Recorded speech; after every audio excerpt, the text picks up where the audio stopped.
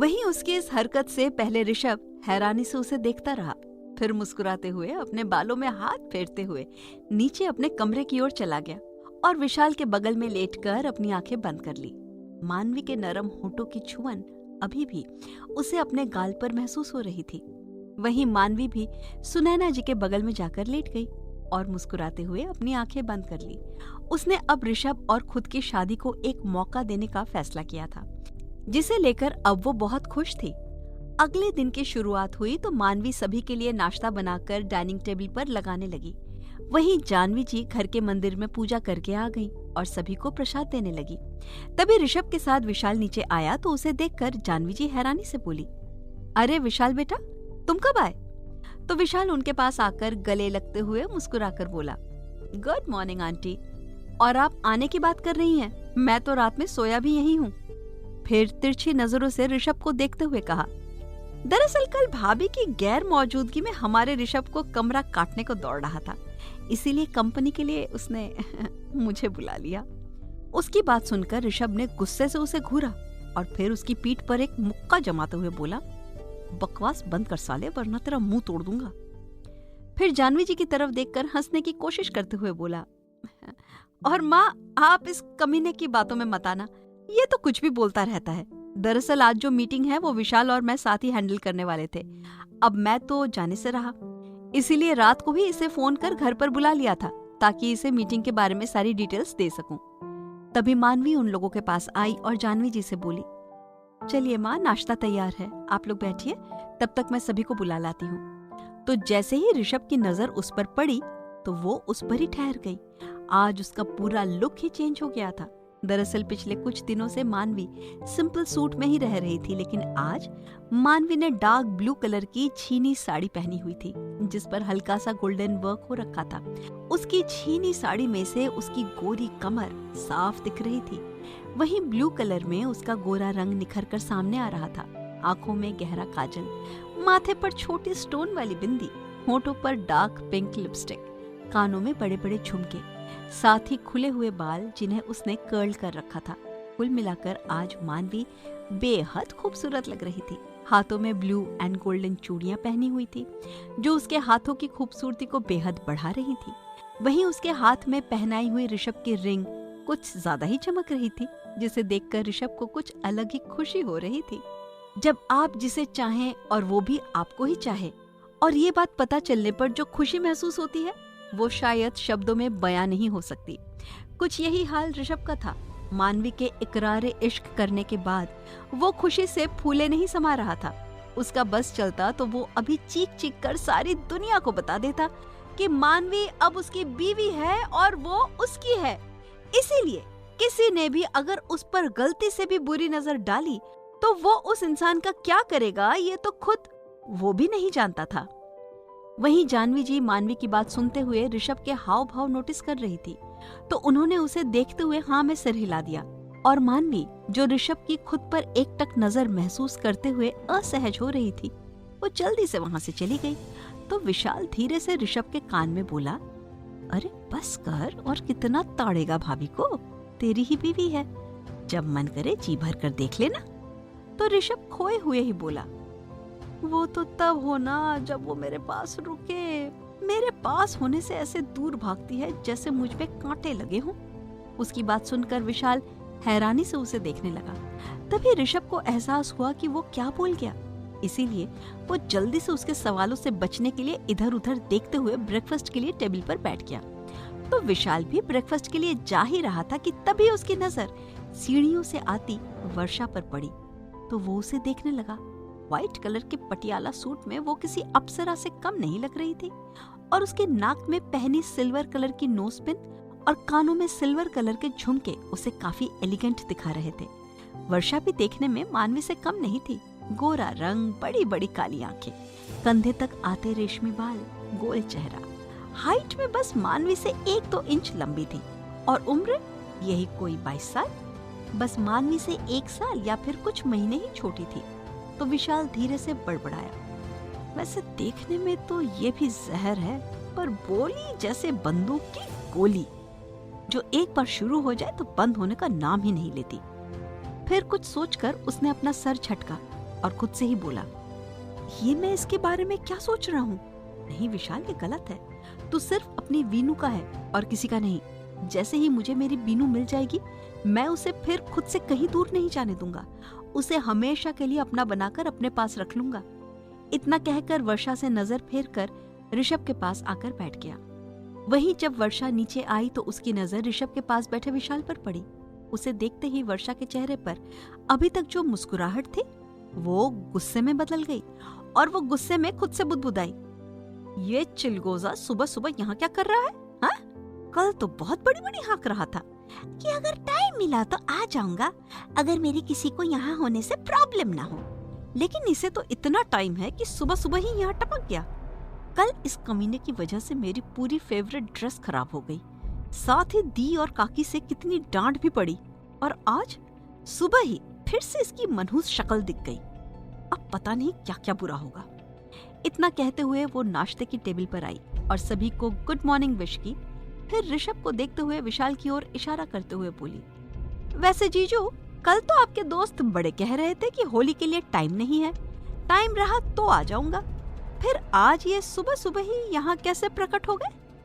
विशाल उससे चिढ़ते हुए बोला, तो तुम्हें क्या दिक्कत है? तुम मेहमान हो तो उसी की तरह रहो ना।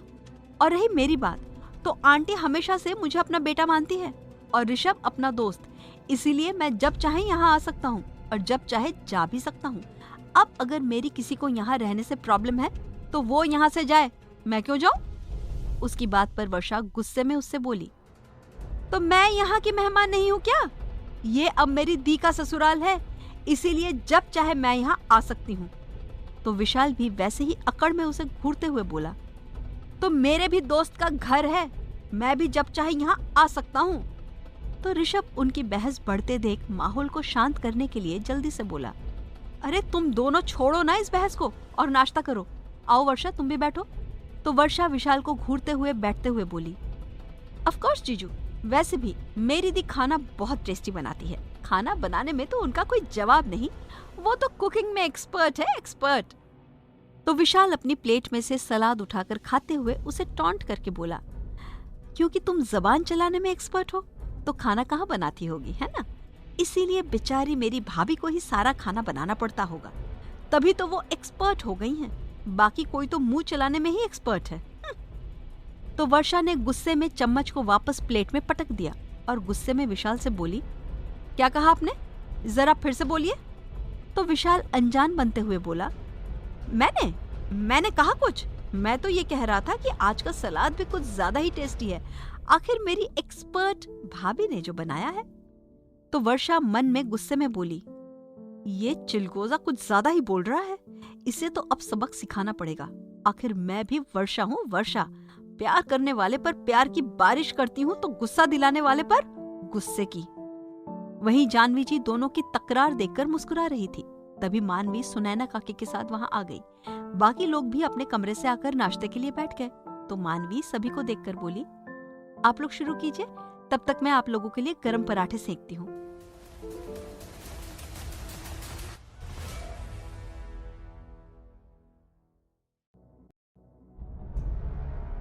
मानवी खाना बनाने जाने लगी तो वर्षा खड़े होकर उसे रोकते हुए बोली, अरे दी रुकिए, मैं भी चलती हूँ आपके साथ आपकी मदद के लिए। वैसे भी यहाँ किसी को लगता है कि मैं सिर्फ मुंह चला सकती हूँ, तो आज सोचा आपकी हेल्प करके खुद को साबित कर दूं। आज मैं पराठे बनाऊंगी और आप सभी को सर्व करूंगी। इतना कहकर मानवी को खींचते हुए किचन में अपने साथ ले गई। वर्षा किचन में आई और मानवी की हेल्प करने लगी। वहीं मानवी पराठे लेकर सभी को परोसने लगी। जैसे ही मानवी ने विशाल की प्लेट में पराठा सर्व किया तो विशाल ने मुस्कुराते हुए मानवी को थैंक यू कहा, तो मानवी भी वापस मुस्कुराते हुए किचन में चली गई। वहीं जैसे ही विशाल ने मुस्कुराते हुए पराठे का बाइट लेकर सब्जी के साथ भिगोते हुए अपने मुंह में रखा, अचानक ही उसकी आंखें हैरानी से फैल गईं। वहीं किचन के दरवाजे की ओट में खड़ी वर्षा विशाल के रिएक्शन को देखकर हंसने लगी। दरअसल उसने मानवी की नजर से बचाते हुए विशाल के लिए अलग से पराठा बनाया, जिसमें उसने ढेर सारी मिर्च भर दी। वो मुस्कुराते हुए खुद से बोली, देखा बच्चों, वर्षा से पंगा लेने का अंजाम यही होता है। तभी उसकी नजर विशाल पर पड़ी, जो किसी तरह बस खुद को चीखने से रोक रहा था। तो वो उसे और परेशान करने के लिए जल्दी से एक कटोरी खीर में ढेर सारा नमक डालकर और पराठे की प्लेट उठाकर मानवी को और पराठे बनाने के लिए बोलकर बाहर निकल आई। वो डाइनिंग टेबल के पास आकर सभी से बोली, अरे आप लोग पराठे खा रहे हैं? ये देखिए, मैं आप लोगों के लिए खीर बना कर लाई हूँ। अब आप लोगों ने दी के हाथ का खाना तो बहुत खाया होगा, मेरे हाथ की खीर भी खाकर देखिए। इतना कहकर सभी को एक एक कटोरी खीर उठाकर देने लगी और फिर विशाल के पास आई। वहीं विशाल, जिसका मिर्ची की वजह से बुरा हाल था, उसने बिना देरी किए उससे खीर ले ली और जल्दी से एक चम्मच अपने मुंह में ले ली, लेकिन जल्दी ही मुंह से बाहर निकाल दी और जोर जोर से खांसते हुए अपने पानी का गिलास उठाकर एक सांस में पी गया। उसे इस तरह करते देख सभी घर वाले अजीब सी नजरों से उसे देख रहे थे। उन्हें समझ नहीं आ रहा था कि विशाल इस तरह की हरकतें क्यों कर रहा है, जबकि खीर तो बहुत टेस्टी बनी है, तो उसने अपने मुंह से उगल क्यों दी? तभी उसके बगल में बैठा ऋषभ उसकी पीठ सहलाते हुए बोला, अरे क्या हुआ विशाल, तू ठीक तो है ना? तो विशाल अपना सर हिलाते हुए बोला, हाँ मैं ठीक हूँ, लेकिन ये खीर है या जहर? इसमें तो सारा नमक भरा पड़ा है यार। फिर वर्षा की ओर घूरते हुए बोला, वैसे जब तुम्हें खाना बनाना आता नहीं है तो किसी पर इतनी मेहरबानी करने की जरूरत नहीं थी कि बेचारा तुम्हारे एहसानों तले दबकर भगवान को ही प्यारा हो जाए। तो जानवी जी विशाल को टोकते हुए बोली, लेकिन विशाल, खीर तो बहुत अच्छी है, हमारी खीर में तो बिल्कुल नमक नहीं है, फिर तुम्हारी खीर में कैसे आ गया? उनकी बात पर सरिता जी, सुनैना जी, साथ ही दीपिका ने भी हाँ में सर हिलाया। सबको एक सुर में बोलता देख विशाल ने गुस्से में वर्षा की ओर देखा, जो कुछ ज्यादा ही मासूम बनकर सभी के सामने खड़ी थी, जैसे बेचारी कुछ जानती ही ना हो। तभी वर्षा रोनी सूरत बनाकर सभी से बोली, देखा आप लोगों ने, मैंने तो कल की बहस को कल ही खत्म कर दिया था, लेकिन इन्होंने नहीं किया, इसीलिए आज भी मुझसे बदला लेने की फिराक में है ये। और आप ही देखिए, मैंने कितने प्यार से आप सबके लिए अपने हाथों से मीठी मीठी खीर बनाई, लेकिन ये तो तारीफ करने की जगह उसमें नुक्स निकालकर मुझे डांट पड़वाने में लगे हुए हैं। फिर विशाल की ओर देखकर उसने कहा, अगर आपको नहीं खाना था तो पहले ही मना कर देते ना, खामखा मेरी खीर में कमी निकाल दी। लाइए, अब आपको कोई जरूरत नहीं है इसे खाने की। इतना कहकर उसके पास से बोल और प्लेट उठाकर ले गई। उसके इस हरकत पर विशाल उसे गुस्से में देखने लगा, क्योंकि उसकी वजह से सबके सामने खुद की गलती ना होते हुए भी वो गुनहगार बन गया था। वहीं जैसे ही वर्षा किचन के दरवाजे पर पहुंची तो उसने पलटकर विशाल को देखते हुए अपनी आंख मार दी, जिसे देखकर गुस्से में विशाल की त्योरियां चढ़ गई। आखिर विशाल को सबक सिखाने का उसका प्लान पूरा हो चुका था। तभी जानवी जी विशाल को डांटते हुए बोली, विशाल, तुम ये अपना बचपना कब बंद करोगे? खामखा बेचारी बच्ची को नाराज कर दिया। वो कितने मन से हम सब के लिए खीर बनाकर लाई थी। अब अगर तुमने उसके साथ कुछ भी किया ना, तो मुझसे बुरा कोई नहीं होगा, कह देती हूँ। तो विशाल मन महसूस कर रह गया। तो ऋषभ सर हिलाते हुए उससे बोला, लगा रहे बेटा, लेकिन ध्यान रखियो, कहीं तेरी ये चूहे बिल्ली की लड़ाई प्यार में ना बदल जाए, क्योंकि उसकी शुरुआत तो तकरार से ही होती है ना। मेरा और मानवी का भी सेम यही हाल था। विशाल गुस्से में उसे घूरते हुए बोला, प्यार? हाँ, और वो भी उस तीखी मिर्ची से? उससे प्यार करने से अच्छा है कि मैं सुसाइड कमिट कर लूं। इतना कहकर गुस्से में वहां से चला गया। वहीं उसके जाने के बाद ऋषभ खुद में मुस्कुराया और फिर शायराना अंदाज में बोला, हमारा भी कुछ यही हाल था जनाब, ख्वाब था उन्हें बर्बाद करने का, लेकिन आलम यह है कि उनकी मोहब्बत में तबाह हो बैठे। थोड़ी देर बाद ब्रेकफास्ट कर सब लोग अपने काम में लग गए, तो मानवी भी अपना टचअप करने के लिए ऊपर अपने रूम में चली आई। वो इस वक्त ड्रेसिंग टेबल के सामने खड़ी थी, आईने में देखते हुए अपने बालों को ठीक कर रही थी, जिन्हें खाना बनाते वक्त उसने जूड़े में बांध लिया था।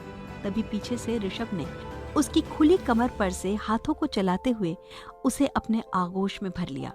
उसकी छुअन से मानवी सिहर उठी, उसकी धड़कनों ने रफ्तार पकड़ ली। यूं तो ऋषभ ने पहले भी उसे कई बार छुआ था, लेकिन आज इस छुअन की नजदीकी उसे कुछ और ही जज्बातों का एहसास दिला रही थी, जिन्हें महसूस कर मानवी की आंखें खुद ब खुद बंद हो गई। तभी ऋषभ झुककर अपने सर को उसके कंधे पर टिकाकर सामने आईने के थ्रू मानवी और खुद के अक्स को देखते हुए बोला, ये इतना सच सवर कर कहाँ जाया जा रहा है मिसेस सहगल? किसका कत्ल करने का इरादा है तुम्हारा?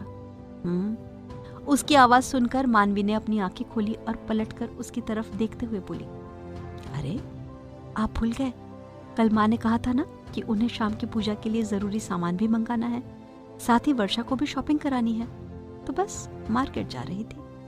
तो ऋषभ वहीं पर ड्रेसिंग टेबल पर रखे एक टिश्यू पेपर बॉक्स से एक पेपर निकालकर उसके होठों पर लगी लिपस्टिक को हल्का सा साफ करते हुए बोला, हाँ तो इतना तैयार होने की क्या जरूरत है, तुम सादा लुक में भी जा सकती हो।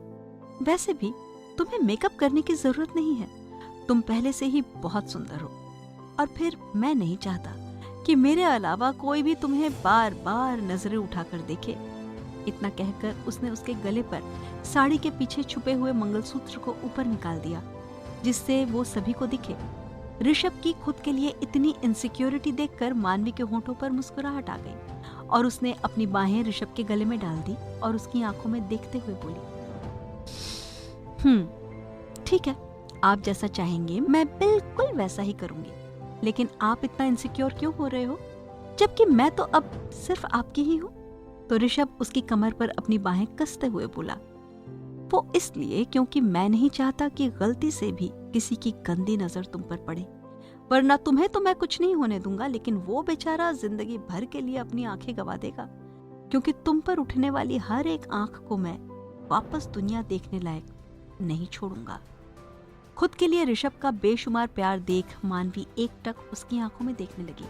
वहीं ऋषभ भी पहले से ही उसकी आंखों में देख रहा था। तभी नीचे से वर्षा की आवाज आई तो मानवी जल्दी से ऋषभ से दूर होने लगी कि ऋषभ ने उसे और कसकर पकड़कर अपने नजदीक कर लिया। तो मानवी घबराई हुई सी उसे देखकर बोली, अरे क्या कर रहे हैं आप, छोड़िए ना मुझे, वरना वर्षा ऊपर आ जाएगी।